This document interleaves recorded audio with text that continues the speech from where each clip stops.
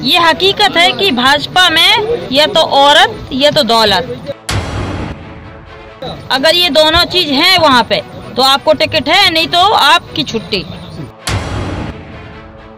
नमस्कार। बीजेपी की एक नेत्री की ये बातें आपको परेशान कर सकती हैं। बॉलीवुड और पत्रकारिता के बाद ये पहला मामला है जब किसी राजनीतिक दल की महिला ने खुलकर ये आरोप लगाया है कि राजनीति में महिलाओं को कॉम्प्रोमाइज करना पड़ता है, तभी उनकी तरक्की होती है, उनको टिकट मिलता है।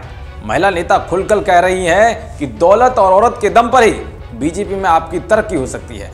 एक बार फिर सुन लीजिए इस महिला के संगीन आरोप को। ये हकीकत है कि भाजपा में ये तो औरत ये तो दौलत, अगर ये दोनों चीज हैं वहाँ पे तो आपको टिकट है, नहीं तो आपकी छुट्टी। 10 साल हो गए मुझे वहाँ पे, जीती जिताई गई थी मैं वहाँ पे। 10 साल में मुझे पूछा नहीं गया, तो ये है भाजपा की नीति। ये महिला नेता मध्य प्रदेश से ताल्लुक रखती है। पिछले हफ्ते तक ये बीजेपी में ही थी, 10 साल से बीजेपी के साथ जुड़ी थी, लेकिन बीजेपी ने चुनाव में टिकट नहीं दिया तो नेत्री ने अपने आदर्श, अपनी आस्था और विचारधारा को बदलकर कांग्रेस में प्रवेश कर लिया।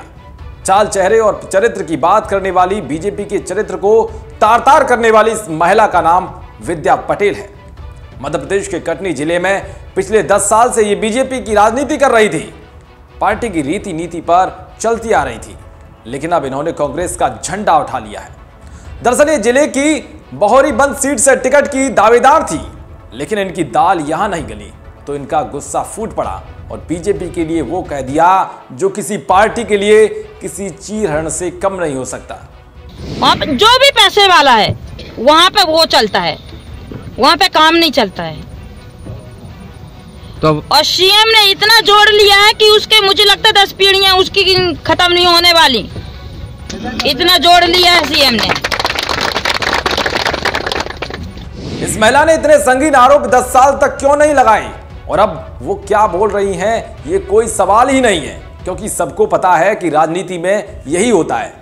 लेकिन सवाल और हैरान करने वाली बात तो ये भी है कि बात बात पर मानहानि का केस करने वाली बीजेपी पार्टी इतनी बड़ी मानहानि पर मौन क्यों है?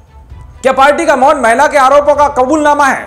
तो क्या यह माना जाए कि बीजेपी में महिला नेताओं की इतनी बुरी हालत है? अगर नहीं तो फिर विद्या पटेल के संगीन आरोपों पर बीजेपी ने अब तक मानहानि का केस क्यों नहीं किया? पार्टी को इसका जवाब देना चाहिए। खबर पर आपकी क्या राय कमेंट बॉक्स में जरूर बताएं। ऐसी तमाम तरह की सच्ची और अच्छी खबरों को पाने के लिए देखते रहिए वीके न्यूज। शुक्रिया।